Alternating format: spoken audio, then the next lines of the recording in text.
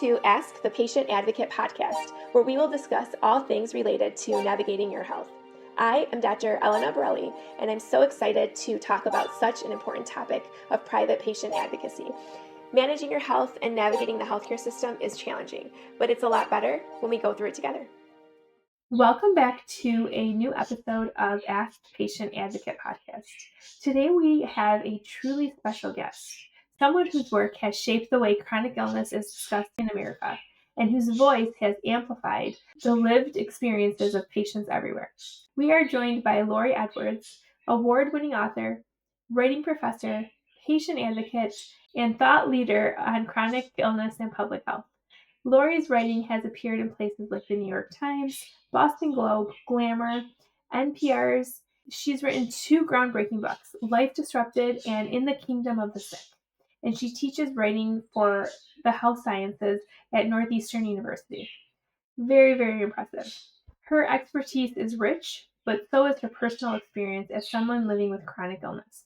Laurie, I am so honored to have you here with us today. How are you doing? I'm doing well, thank you, and I'm delighted to be here. So thank you for the invitation. Of course, of course. Well, your work is pretty impressive. I think many of our listeners would like to hear a lot about, what your thoughts are on things and what you've done about your work. So, I kind of want to just jump in. You've been writing about chronic illness for years, long before it became widely discussed on social media and in public health circles, etc. So, why do you believe storytelling is such a powerful tool for people living with chronic illness? Yes, it has been such a long time. I mean, I remember when I first started writing publicly about my patient experiences on my then blog, this tiny little blog at the time. This would have been around 2004, so a Oh, very long wow. time ago. And it was such a different community. It was such a niche topic in a very small circle of passionate but and devoted people writing about chronic illness. But again, like very small. So as my own journey reflects, I think over the 20 so years of this storytelling in healthcare is so important for several reasons. I mean, first and foremost, it really helps connect patients who have shared experiences. And as a rare disease patient myself, that was especially important because, it wasn't until I was in my mid 20s that I ever met someone face to face who had my very rare condition, primary ciliary dyskinesia. So Oh, that no. connection can be so validating, just in the sort of, wow, this is something that you understand too. Especially for people with chronic conditions who are often isolated by their conditions, both physically, maybe they're homebound, but also emotionally, right? Because they're Right. living this experience that so many other people can't relate to. No, absolutely. And I think it's so comforting to hear and learn about someone else that's walked that journey or is currently walking that journey that you are as well. So I'm sure many people appreciate your guidance and your wisdom and your sharing your story. Your book, In the Kingdom of the Sick, takes a deep historical and cultural look at how society understands chronic illness. And I think that's so important. I'm a huge reader, so I'm very excited and looking forward to reading your book in the near future.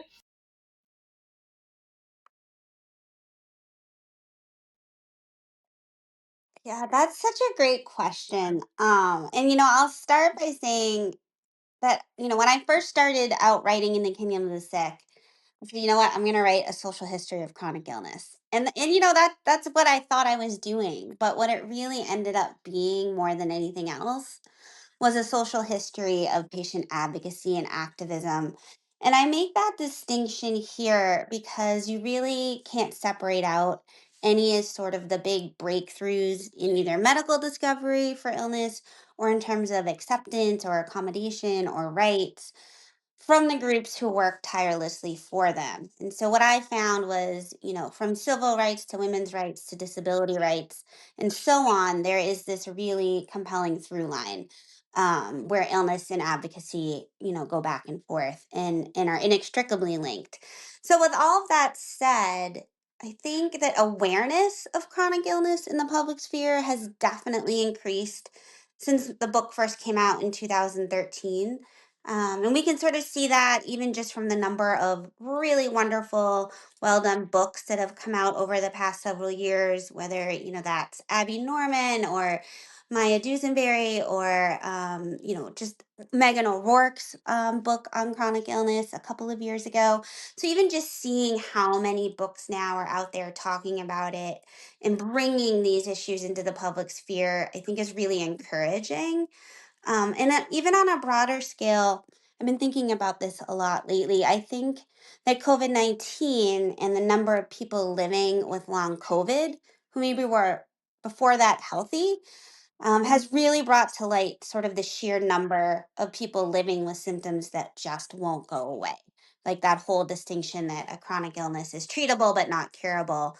I think that long COVID has done something important in terms of bringing to the forefront, like living with these different nebulous symptoms and pain and brain fog and all these other things that lots of other patients with other conditions have been living with for decades.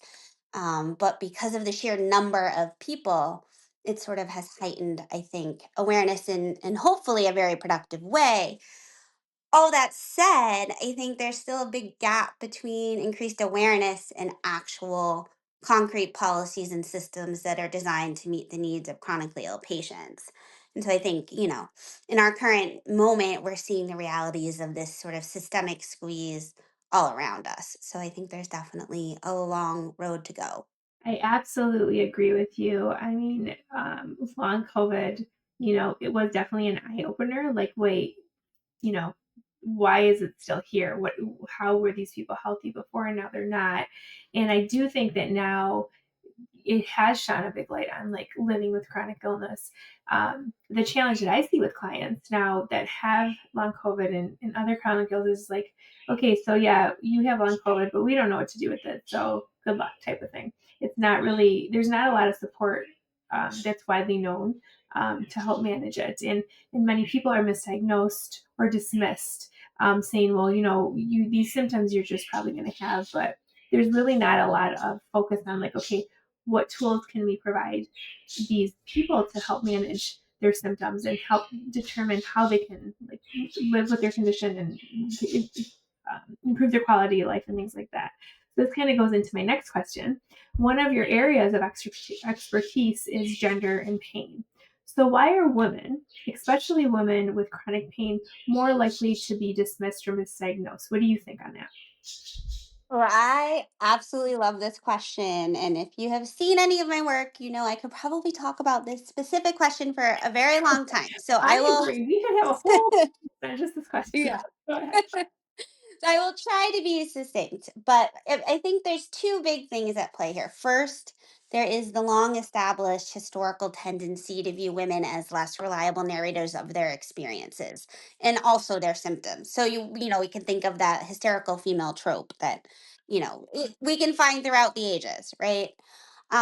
So if we have that as our starting point, and then we look at the fact that a disproportionate number of invisible and autoimmune pain conditions affect women more than men.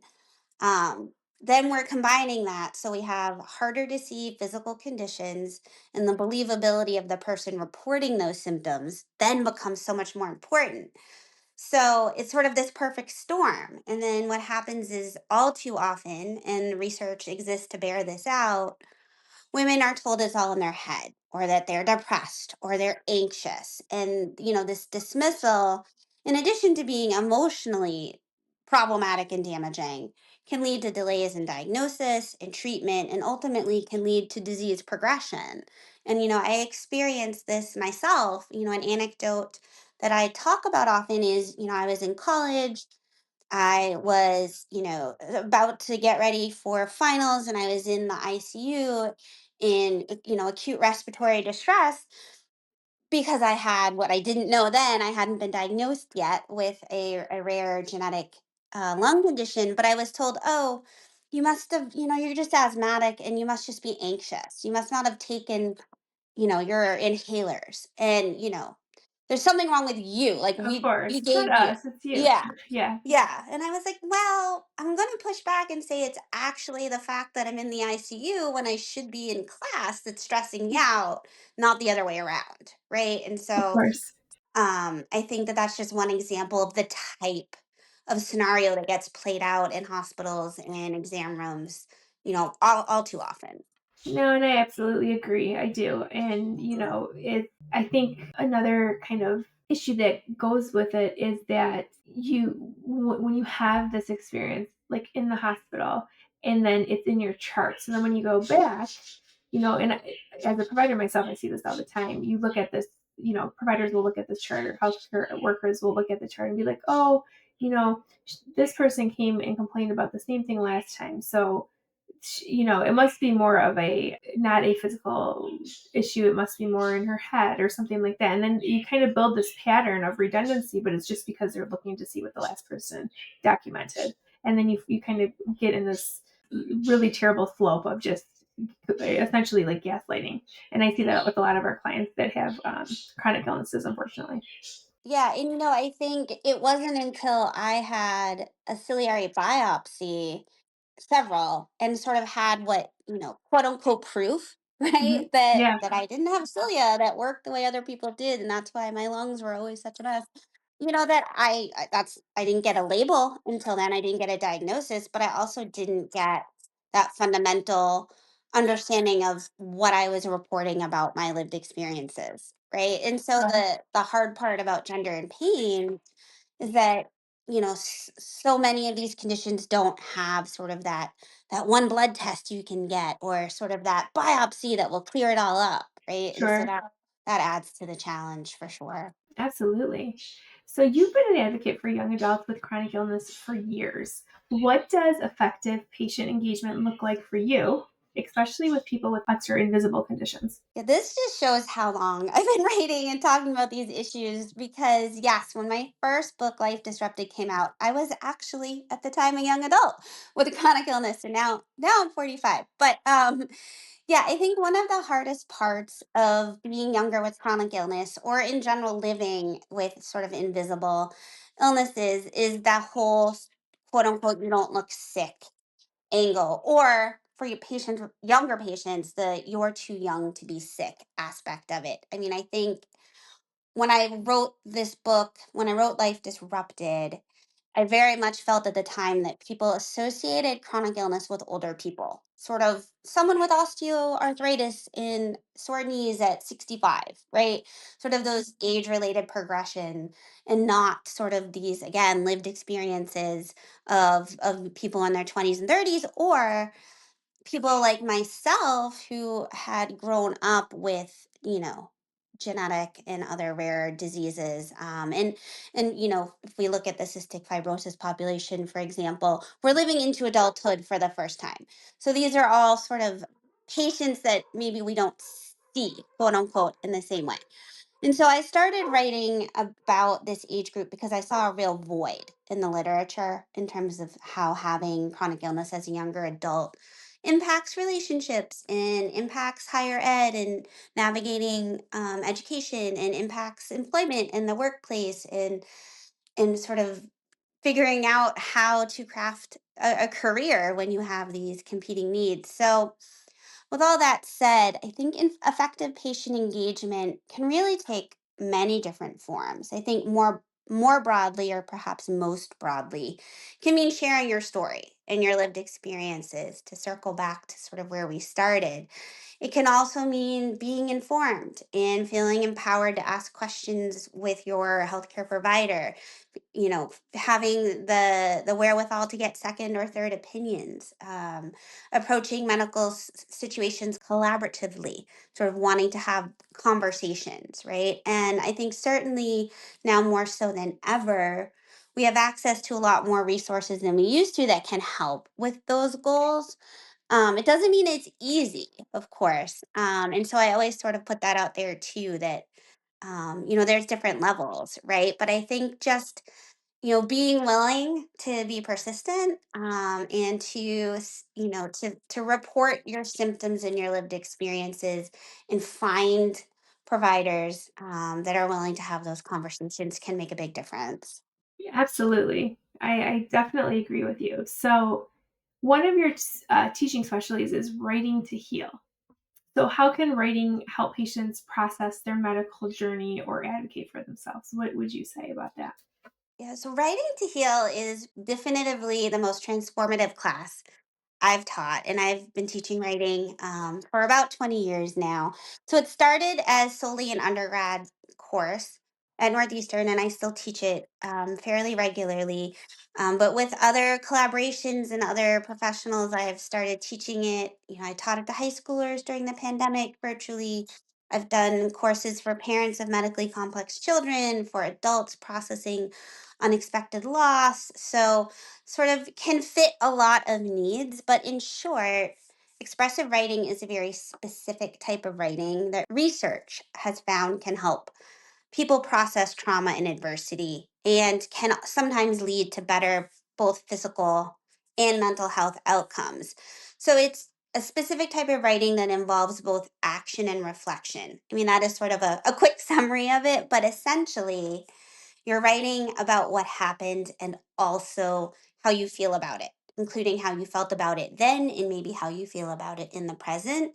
And it's that really dynamic interplay between action and reflection and pairing these events with insight that can be incredibly helpful and can help people work through difficult diagnoses, medical trauma, you name it. It can just be a very valuable skill and tool when used sort of appropriately. And I will put the caveat out there that usually you need some time and distance from the event that you're writing about to really get the benefits. Sure, that's great. That's wonderful. I think that's a great tool for many, many of our listeners, and I'm sure they would love to learn more and more about that. I wish we had endless time to talk about it.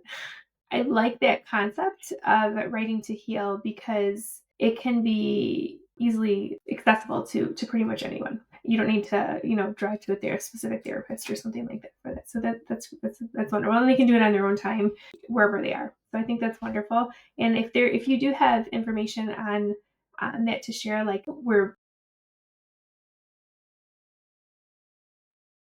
Yeah, great. There are some wonderful resources and wonderful books out there. Yeah, and it is something that you can do anywhere, anytime.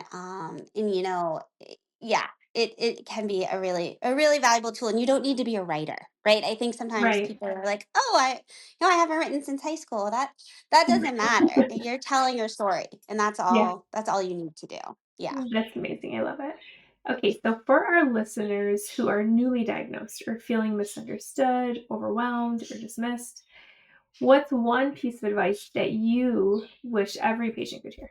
I hesitate in the sense that I feel as though this come across as cliched, but truly I mean it when I say you are not alone. Because, and again, I have sort of the experience and the receipts to back that up because I felt like I would never even know what was wrong with me, never mind find other people with it. But it is true. So, I lived with symptoms since birth, but it wasn't until I was diagnosed in my 20s and connected with people whose experiences were similar to mine that I actually felt understood. And that was so transformative for me. And so there are millions and millions of us living with chronic and rare diseases in communities where you can find connection as you're comfortable, whether that's online or face to face. So just sort of understand that there are others and then that connection is possible. And then I'll squeeze in a second one if I can, and I would just say to be persistent. It's not fair that we always have to be so persistent. But if you are feeling like you're getting dismissed, if you're feeling like you're not getting appropriate diagnosis or treatment, continue to listen to your body and your symptoms and continue to advocate and narrate those symptoms and, just be persistent. I love it. I agree. I would say the exact same recommendations. You're not alone, and persistency is key. And I like to also add, like, communicating appropriately and effectively with your team, whoever you decide that to be, I think is very critical, because when you know how to communicate in like your worries, your thoughts, things just go smoother. And I think that something that we're in, like the healthcare community, we're not really taught well, or we don't teach our patients well how the best way to communicate and be part of your own care team is. And that's something I think that you definitely need, everyone in healthcare, patients, providers, everyone needs to be educated more on and work better at, so everybody could benefit from it. Absolutely. I'm sure our listeners would love to know more about your work and are curious about how they can connect with you. Where can people find more information about you and the work that you're doing? Great. Yeah. So I continue to teach writing classes on Northeastern in Boston. And my website is laurieedwardswriter.com. And it has links to a lot of my writing and my published essays, as well as my most recent projects and my work in Writing to Heal. It also has contact information there. So I'm always happy to answer questions or offer resources. Wonderful. Well, thank you so much, Laurie, for sharing your wisdom, your story, and your powerful perspective on chronic illness. Your work has changed the way so many patients understand themselves and navigate the healthcare system. For our listeners, if you'd like to learn more about Laurie's books or teachings, we will include the links in the notes. And, her insight is very invaluable for anyone living with chronic illness or caring for someone who is.